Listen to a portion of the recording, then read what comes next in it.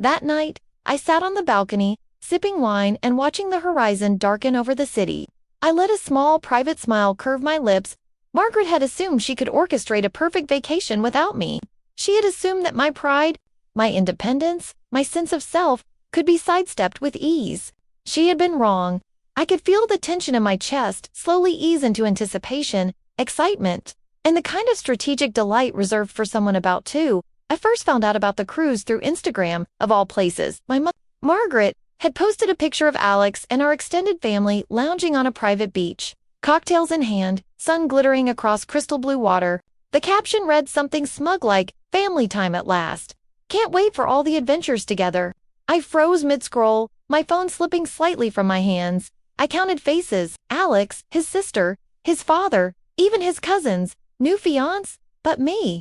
Not a single mention, not even a hint that I existed in their plans. My stomach twisted, a heavy coil of disbelief and betrayal. I had always been aware that Margaret liked to showcase certain family members as her favorites, but this was something else.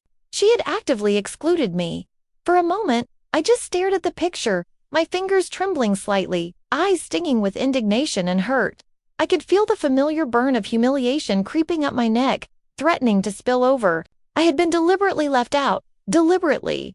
I tossed my phone onto the couch and sank into the cushions, letting the initial shock wash over me. Alex came in minutes later, carrying a bag of groceries, humming to himself like nothing had happened. "Hey, honey," he said cheerfully, and I couldn't even look at him without the tension tightening my chest. "Have you seen the pictures from Mom's cruise?" I asked carefully, my voice steady but cold, like glass sliding against metal. He paused, brow furrowing. "Oh, yeah, I saw them. It's just a little family thing. You know how Mom is." His tone was awkward, too casual, and I could feel my irritation bubbling. I clenched my fists on my lap. "A little family thing that doesn't include me, Alex?" I asked, eyes sharp. "That just happens to be a luxurious Caribbean cruise, booked weeks ago, and I wasn't invited." Alex shifted, scratching the back of his neck, clearly uncomfortable. "Well, she probably just assumed it would be easier this way, you know? The whole dynamic with the kids," and I cut him off, my pulse picking up speed. "Easier for who? Exactly. Her, because it's damn convenient to exclude me." The words left my mouth in a hiss, half disbelief, half anger. Michael and Emily were at school, thankfully, because I needed their presence as a reminder of why I couldn't let this slide. I couldn't let Margaret treat me like I was invisible in front of my children. Alex sighed, trying to calm me, but I could see the hesitation in his eyes. "Babe, maybe it wasn't intentional," he said. "It's just one trip. She didn't mean anything by it. You can go next time." I laughed bitterly, sharp and humorless. Next time? Next time she excludes me again. I suppose, Alex, this is her way. It's deliberate. And frankly, I'm tired of being underestimated, left out, treated like I'm optional. My voice wavered slightly, and I had to swallow hard to regain composure. I spent the rest of the afternoon pacing the living room, letting the anger and hurt swirl together into something I could actually work with. Margaret had underestimated me. She thought she could manipulate family dynamics, keep me feeling small, and maintain her little kingdom. But she had made a critical mistake. She assumed I would be passive. She assumed I would sulk quietly, scroll through her vacation photos, with fake smiles, and keep my dignity folded neatly in my chest. I wasn't going to play that role. Not this time. Not ever. I wanted to shake the humiliation off like sand clinging to wet skin and turn it into power, strategy, and action. And that's when the idea hit me. If she thought she could flaunt the cruise without me, I would make sure she noticed exactly what she had left out. I would show up not just anywhere, but somewhere visible, undeniable, impossible to ignore. The first step was planning. I considered every detail, every possible reaction. Margaret thrived on social hierarchy, on appearances, on subtle control. She loved to showcase her perceived influence over family gatherings, turning each event into a stage for her sense of entitlement, but her vanity was her weakness. She would want to see me, to check whether I was sulking at home, to confirm that she had one. And I would give her the truth she wasn't prepared for, that I didn't just exist, I thrived. I began to imagine the entrance, the sun glinting off the Caribbean water, the cruise ship anchored nearby, all of Margaret's little displays of control laid out like a stage. And there I would be, arriving not in haste or desperation, but in calm, dazzling confidence, aboard our family's mega yachta vessel that embodied not just wealth, but independence, power, and control. My presence would speak louder than any words. I was here, included on my terms, and Margaret's attempt to diminish me had failed spectacularly. The more I thought about it, the more thrilling it became. This wasn't just about a cruise or exclusion. It was about asserting my identity, reclaiming respect, and demonstrating in a way Margaret couldn't ignore that she had no control over me. I could almost see the tableau, her shock, the sudden scrambling for social equilibrium, the gasps from Alex's cousins and other family members. The mental image sent a rush of satisfaction straight to my chest, making the nerves tingle in a delicious way. Of course, I had to consider timing, logistics, and presentation. The yacht couldn't just appear randomly. It needed to be noticed in the right way, at the right moment. When the family was gathered on the deck, cocktail glasses in hand, oblivious to the drama about to unfold, I needed to arrive unflustered, radiant, casually impressive without appearing to gloat. I needed Margaret to feel her empire cracking under the weight of its own absurdity. I spent the next few days mapping out every detail, routes, schedules, what I would wear, the tone of my approach, even the angle from which I would step onto the deck. I imagined conversations, imagined the gasps, imagined the social recalibration she would be forced to perform. The more I rehearsed, the more control I felt. The humiliation I had first felt turned into something else entirely, a strategic thrill, a delicious anticipation that replaced the initial sting. And in the quiet moments, I allowed myself to reflect on why this mattered. Not just the yacht, not just the cruise, but the principle. Margaret had a habit of asserting dominance in small, subtle ways, of excluding, belittling, and manipulating. I had tolerated it too long, but now I would rewrite the script. I would assert my presence, my family, and my dignity in a way that could not be ignored, denied, or diminished. Prove their worth in the most undeniable way possible. Tomorrow, the plan would begin. Tomorrow, Margaret would learn that exclusion doesn't grant power, that control is only an illusion when faced with deliberate action, and that I was far from passive. The Caribbean sun would shine, the waves would glisten, and I would arrive confident, radiant aboard our family's mega yacht, reclaiming the narrative in spectacular fashion. And for the first time since discovering the cruise, I felt completely, undeniably in control. The morning after I finalized my plan, I woke with a strange mixture of excitement and calm determination. The cruise had already begun, with Margaret gleefully posting updates online, champagne flutes clinking, sun-drenched smiles, and selfies with Alex and his family. I scrolled through them deliberately, memorizing her expressions, noting the way she positioned herself in each photo. Her arrogance practically radiated from the screen. She had no idea what was coming. I could almost hear her voice, triumphant, talking to anyone who would listen. "We finally got some family time," she would say, probably exaggerating my absence in the process. It made my teeth clench, but I let the anger settle into something productive. This was not about revenge in the petty sense. It was about teaching her a lesson, asserting my presence, and reclaiming respect. And I could feel my pulse quicken just imagining her shock when she realized I wasn't just aware of her cruise, I was about to outshine it. Alex tried to downplay it again when I mentioned my plan. "Are you sure you want to make a scene?" he asked, concern flickering across his face. I looked at him, steady, unwavering. "It's not a scene, Alex. It's presence, visibility, a reminder that exclusion isn't power. And frankly, it's time she sees who we are when we're not being underestimated." He hesitated, then shrugged, muttering something about me having a flair for the dramatic. I smiled faintly. Let him think that. By the time Margaret realized it, it wouldn't matter what anyone thought. She would know I had arrived on my own terms. I spent the next day preparing. The yacht had to look effortless, luxurious, and enviable without seeming showy. Every detail mattered: the angle of the flags, the sparkle of the polished deck, the arrangement of the sun loungers. I reviewed my wardrobe meticulously, settling on a sleek flowing sundress that caught the sunlight just enough to draw attention but not scream for it. My hair was styled simply but elegantly, and I made sure my makeup highlighted confidence, not vanity.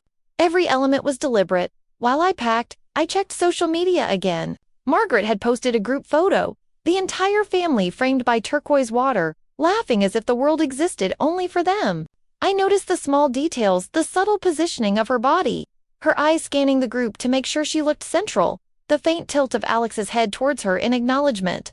Every move confirmed her ego, her need for dominance, her blind assumption that I would remain absent and irrelevant. I made a note to myself: exploit the ego, make it her undoing. On the morning of the execution, The Caribbean sun was brilliant, scattering reflections across the waves. The mega yacht cut smoothly through the water, engine humming quietly beneath our feet.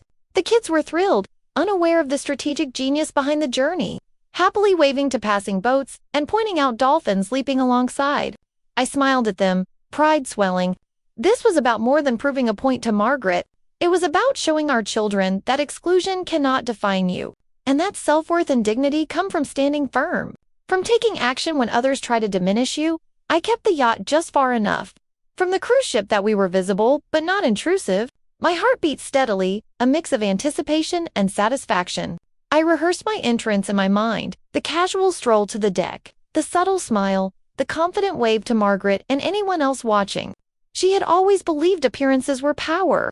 I intended to make her realize that confidence, presence, and timing were far more influential. I knew the exact moment she would see us. She had a habit of taking the same route to the upper deck for afternoon cocktails, always stopping to greet crew or chat with a few family members. I positioned the yacht so it would drift into her line of sight precisely at that time. I could practically hear the internal gasp, the quickening pulse, the subtle shift in body language she would try to suppress. I imagined her saying, "Wait, is that?" and then scrambling for composure. The thought sent a shiver of satisfaction down my spine. As the yacht approached, I let the kids relax on deck, smiling and laughing naturally. Michael pretended to steer at the helm, while Emily danced barefoot across the polished floorboards. I walked with measured grace, tilting my head to catch the sun, letting my dress flutter lightly in the Caribbean breeze. Every movement was calculated, yet effortless. Every gesture communicated independence, confidence, and ownership of my presence. Margaret noticed immediately. I saw the subtle shift in her posture, the abrupt pause mid-conversation, the way her eyes widened before she pressed her lips together to form a practiced smile. She tried to act casual, but the tension radiating from her was unmistakable. Her dominance, so carefully curated through social media and small gestures, was cracking under the weight of reality. I was here, present, unflustered, undeniable. I didn't shout. I didn't demand attention. I didn't even wave too eagerly. I simply walked the deck, making eye contact with Margaret briefly, letting the knowledge of my arrival settle like a quiet storm. The surrounding family members noticed too, their heads turning, whispers rippling through the group. Margaret's smile faltered as she realized that her carefully orchestrated exclusion had failed spectacularly. I saw the flush in her cheeks, the tension in her shoulders, and the first faint tremor of panic as she processed that she was no longer the center of control. Alex's sister leaned over to him, whispering something with wide eyes. I could see him stiffen slightly, caught between amusement, surprise, and perhaps a flicker of guilt. Margaret tried to recover, lifting her glass with a strained laugh, but her eyes betrayed her. She was flustered, scrambling internally, trying to reclaim the dominance she had assumed by keeping me out. But the yacht, the children, my confident smile, all of it communicated power and self-assuredness. She could not contest. I spent the next moments engaging lightly with family members on the cruise who had begun whispering, explaining, subtly interacting, but always maintaining the aura of calm control. Each nod, each small laugh, each gentle gesture reinforced the message. I was not here to compete. I was here to exist openly and visibly, in a way that could not be ignored. Margaret's attempts to interrupt, redirect, or reclaim the narrative only highlighted her flustered state. By the time we anchored near a small private beach for an afternoon excursion, the whispers had grown.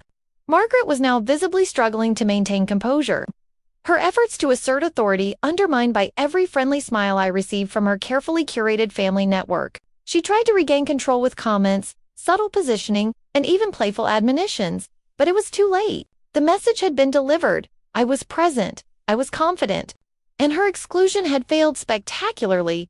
Finally, I allowed myself a small, private smile as I watched her scan the deck, calculating, adjusting, panicked. She had assumed her dominance was unassailable, her social power absolute, yet in mere moments, through calm observation, strategic timing, and confident presence, that illusion had evaporated, and I knew, with quiet satisfaction, that the next move would be hers: acknowledgement, apology, or desperation. The day of the entrance, the Caribbean sun blazed like it was personally invested in my mission. The yacht cut through the turquoise water effortlessly, gleaming under the light, every polished surface reflecting our presence. I had positioned us strategically, a short distance from the cruise ship where Margaret and her carefully curated group of family members lounged. Oblivious to the spectacle about to unfold, My heart thrummed with controlled excitement, a delicious mixture of nerves and anticipation that made my hands tingle. I let the kids enjoy the deck, laughing, waving at passing boats, completely their innocence and joy amplified my resolve. This wasn't just about showing Margaret up, it was about teaching a lesson in visibility, in dignity. I walked the deck deliberately, each step calculated, letting the sun highlight the sleek lines of my dress, the subtle confidence in my posture. Every detail mattered. The way my hair caught the light, the casual grace of my movements, the sense that I was entirely at ease in a space I owned. Margaret noticed first, as I had predicted. I caught her out of the corner of my eye, eyes widening, the faint gasp she tried to suppress betraying her perfectly cultivated calm. Her hands gripped the railing of the cruise deck for support, knuckles whitening, while her smile, meant to be composed and superior, faltered. I held her gaze briefly, not gloating, not mocking, simply asserting presence. She froze, caught between recognition and panic. A woman suddenly realizing her carefully constructed narrative had failed spectacularly. I could see the ripple of whispers among the other family members.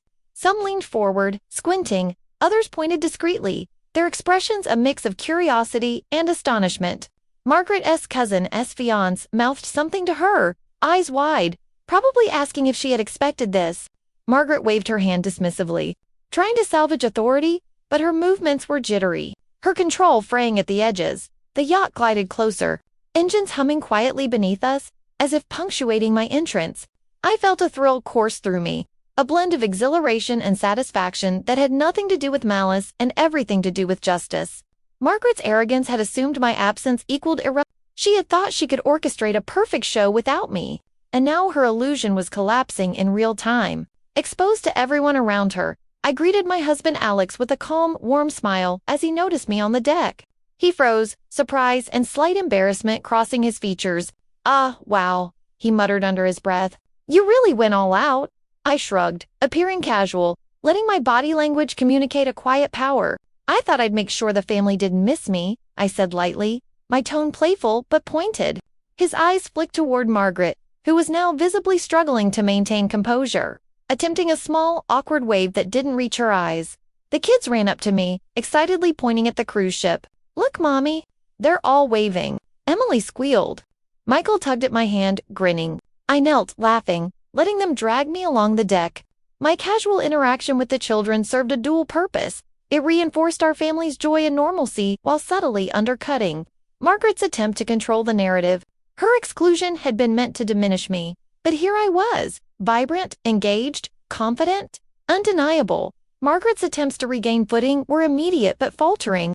She tried directing conversation, calling attention to my absence with a pointed remark about schedules and coordination. "Well, we're just enjoying our little family time," she said, voice clipped, trying to project authority. I responded smoothly, "I'm glad everyone's having fun. The water's beautiful today, isn't it?" My tone was light, neutral, yet her discomfort deepened. She had expected drama or pleading, not calm, effortless dominance. Family members began to notice subtle power shifts. Alex's siblings exchanged glances, whispering softly.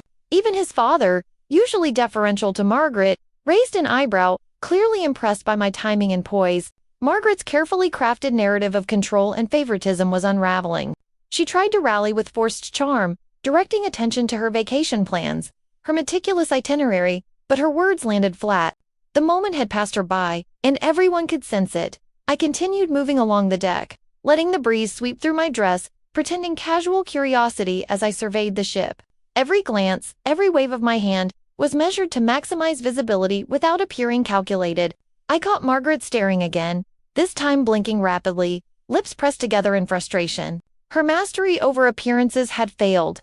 For once, she wasn't the center of attention. I was, and it felt exhilarating. The whispers grew louder as I engaged with other family members, chatting lightly, laughing at small jokes, exuding the effortless charisma Margaret had tried and failed to monopolize. Her attempts to interrupt were increasingly frantic, each comment more transparent than the last. I could see her internal panic, the scramble to reclaim authority, the unspoken realization that her exclusion had backfired spectacularly at one point. She approached, trying to assert herself through proximity. "Samantha, this was unexpected," she said, voice trembling slightly. I smiled, tilting my head. "I thought I'd make sure everyone enjoyed the view with me here," I said lightly, letting the subtle irony hang in the air. She tried to retort, to reclaim dominance, but her words faltered under the weight of my calm confidence. Every gesture, every measured step, reinforced the narrative. I was present, I was acknowledged, and her attempts to diminish me had failed. I noticed Alex's subtle reactions, slight widening of the eyes, a suppressed laugh at Margaret's faltering composure. The children's laughter and chatter punctuated the moment, reinforcing the reality that I had arrived not just for myself, but to maintain the joy and stability of our family. Margaret's exclusion had been an attempt at control, but now her need for dominance collided with the undeniable reality of my presence. By late afternoon, the social landscape aboard the cruise had shifted palpably. Margaret's posture, usually so self-assured, was tense, defensive, almost apologetic in its subtlety. Her attempts to regain attention were clumsy, her smile strained, her hands fidgeting with the railing. I leaned casually against the yacht's deck, observing her like a strategist studying an opponent. Every misstep she made confirmed the success of my calculated arrival. The sun began to dip, casting golden light across the water, highlighting the sleek lines of the yacht and the relaxed, joyful posture of my family. Margaret's frantic energy was now a contrast to our effortless presence, her panic a silent confession of her failure. I caught her gaze one last time, let my smile meet hers briefly, a quiet assertion of victory, and turned back to the children, laughing and pointing out a pod of dolphins. The moment was complete. Exclusion had been overturned, visibility reclaimed, dominance re-established not through malice, but through strategy, timing, and calm self-assurance. Margaret's composure was gone. I could see it in the way she shifted from foot to foot, her eyes darting around as if looking for an escape hatch, a distraction, anything to reclaim control. She opened her mouth, probably to issue some cutting remark, but no words came out. Her carefully curated dominance, the one she had relied on for years, had crumbled in a matter of minutes. And I stood there, calm, smiling faintly, savoring the satisfaction of seeing her unravel. I let the moment linger, not to mock her at least not overtly, but to give her time to fully process her failure. Her arrogance had been her undoing. She had assumed my absence equaled submission, that her exclusion could go unchallenged. Now, her every attempt to assert control was exposed as transparent, desperate, and, frankly, ridiculous. Even Alex, standing awkwardly nearby, couldn't help but notice the shift. His usual hesitation gave way to subtle recognition of my victory. Margaret finally spoke, her voice tight, almost brittle. "Samantha, I didn't realize." She trailed off, searching for words that could somehow justify her exclusion without looking petty. I tilted my head, maintaining eye contact. "You didn't realize what?" I asked softly, almost conversationally, letting the calm certainty in my tone underline her discomfort. That excluding me would backfire, that your little display of family togetherness wouldn't go unnoticed, or that your plans don't override the presence of my family and me. Her lips pressed together, a faint quiver betraying her attempt to regain composure. She gestured vaguely at the group as if that alone could provide authority. "Well, we thought," she began, but I interrupted, keeping my voice steady, measured, and filled with quiet dominance. "You thought what?" "That ignoring me would erase my existence. That leaving me out would make you look powerful." "Margaret, power isn't an exclusion. It's an inclusion, awareness, and respect. Maybe now you can understand that." I glanced at Alex, then at the children, who were giggling softly nearby. Emily waved at a dolphin leaping beside the yacht. Michael pointed out the sleek lines of the vessel. Their innocence and joy underscored the absurdity of Margaret's attempts at control. She had wanted a display, a triumph. Instead, she had created a spectacle of her own faltering. Her panic and her inability to respond effectively revealed everything. Her face flushed, eyes narrowing slightly, a mixture of embarrassment and incredulity. She tried again, this time with a clipped laugh. "Well, I suppose it's impressive, the way you arrived, but this isn't typical." I smiled faintly, keeping my posture relaxed, my presence effortless. "I wouldn't call it typical," I said, "but perhaps it's necessary. Sometimes people need a reminder that exclusion doesn't grant authority, and arrogance isn't the same as respect." She faltered, clearly weighing her options, realizing that any further attempt to regain control would only deepen the embarrassment. The surrounding family members had noticed too. A few whispered quietly among themselves, some raising eyebrows in subtle acknowledgement of my calm dominance. Margaret's network of influence, carefully maintained for years, was dissolving before everyone's eyes. I let the silence stretch just long enough to make her squirm, to let the weight of the situation sink in. Finally, her defenses broke completely. She stepped closer, voice trembling, trying a more direct approach. "Samantha, could we maybe?" Her words stumbled over themselves, desperate for reconciliation. For some foothold of control, I leaned slightly on the railing, smiling faintly, maintaining the aura of effortless command. "Could we what, exactly?" I asked softly.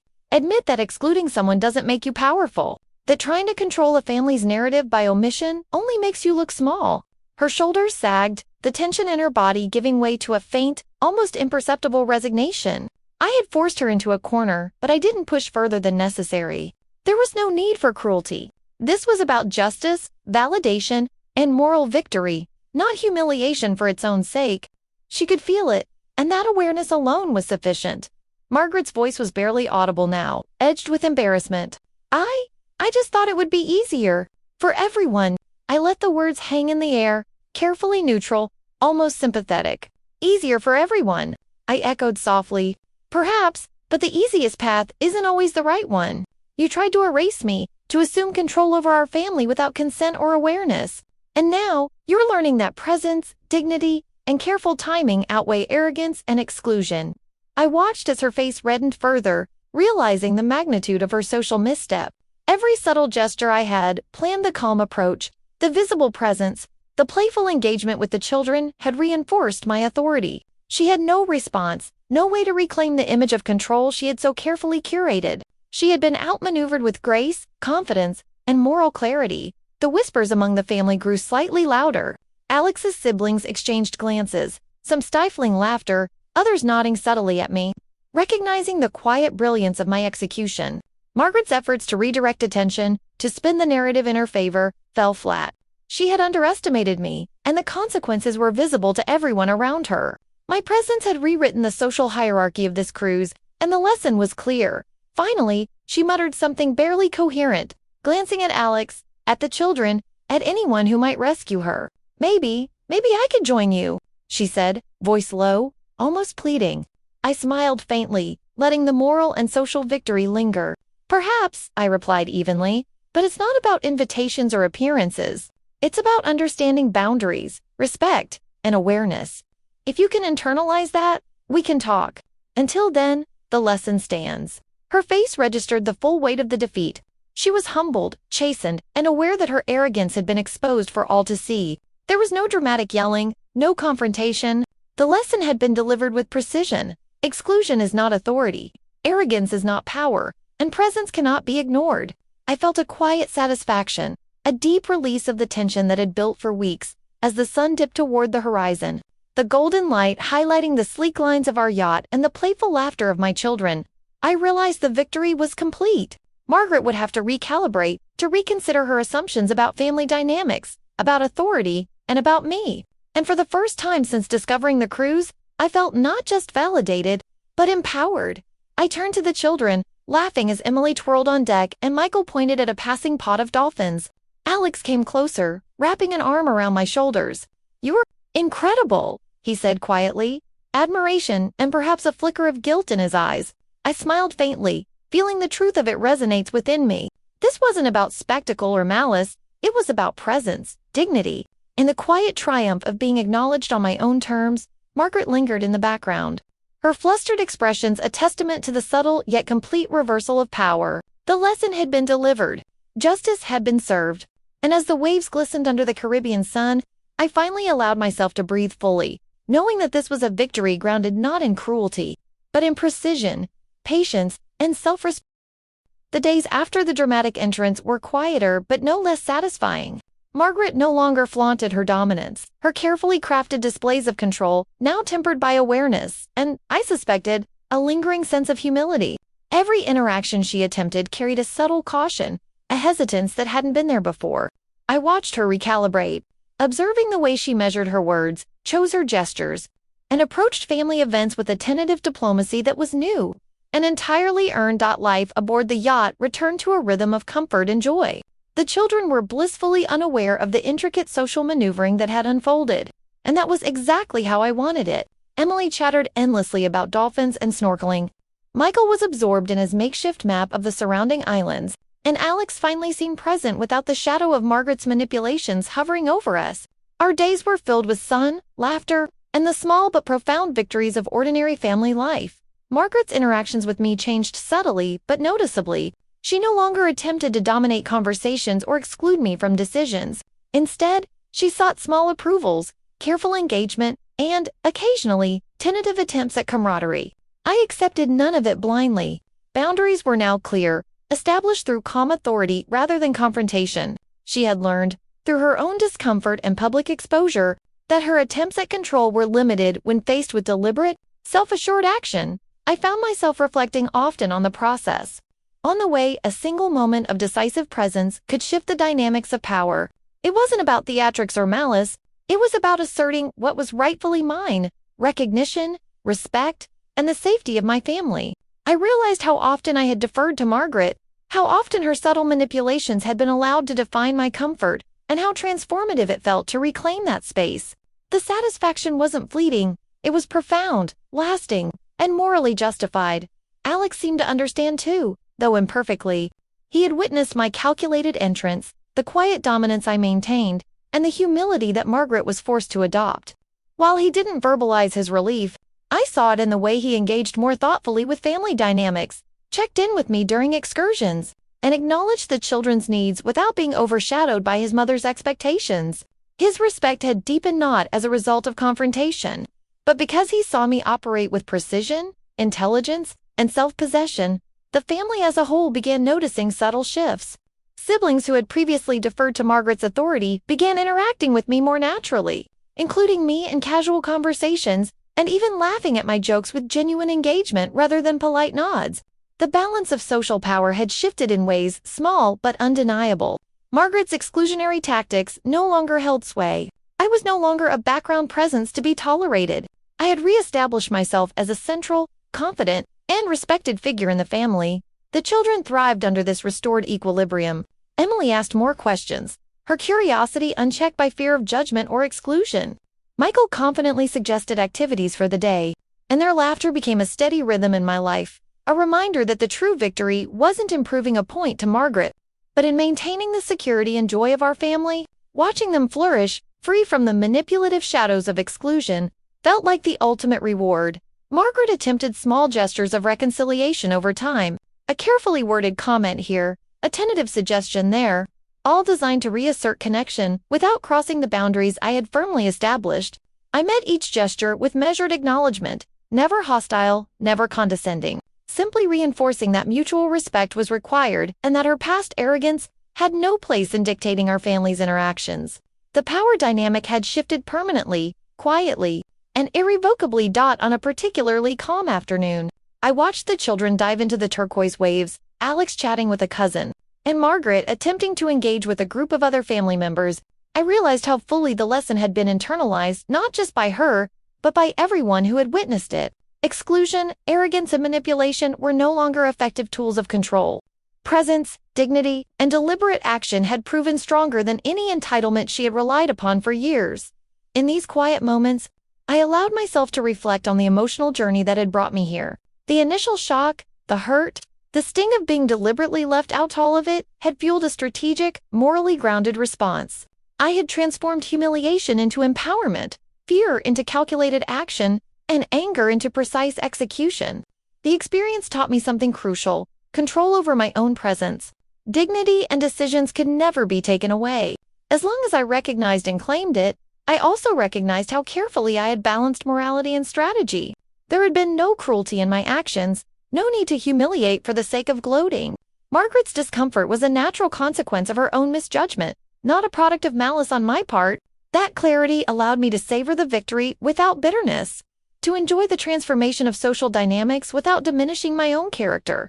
Justice had been served, and it felt complete. As the sun set over the Caribbean horizon, I sat on the deck with a glass of wine, the warm breeze ruffling my hair. The sky glowed with hues of orange and pink, reflecting in the calm, clear water below. My children played nearby, laughter ringing across the yacht, and Alex leaned beside me with a quiet smile. I felt an immense sense of peace, knowing that the tension, the exclusion, and the subtle power struggles had been resolved with dignity and tact. Margaret approached cautiously, attempting a tentative smile. "Samantha," she said softly, "I'm glad you joined us. It's better with you here." I returned a calm, polite smile, letting her words serve as acknowledgement without granting her any further leverage. "I'm glad to be here too," I replied, my tone measured, my presence unshakable. The lesson had been absorbed, the acknowledgement earned, and the boundaries clear. In the weeks that followed, life settled into a rhythm of joyful family vacations, small adventures, and effortless inclusion. Margaret's behavior was transformed, her attempts at exclusion tempered by awareness, humility, and a subtle deference I had not expected but deeply appreciated. I continued to maintain calm authority, interacting gracefully, engaging fully, and teaching by example rather than confrontation. The empowerment I felt was lasting and profound. I reflected often on the power of deliberate action. The humiliation I had initially experienced could have broken me, but instead it became the catalyst for strategy, confidence, and moral victory. I had learned that presence comes confident, and unapologetic is often more persuasive than confrontation, and that true authority comes from some preparation and ethical clarity. By the end of the cruise, Margaret's demeanor had shifted completely. She no longer attempted to dominate or exclude, instead engaging with care, attention, and a faint but perceptible humility.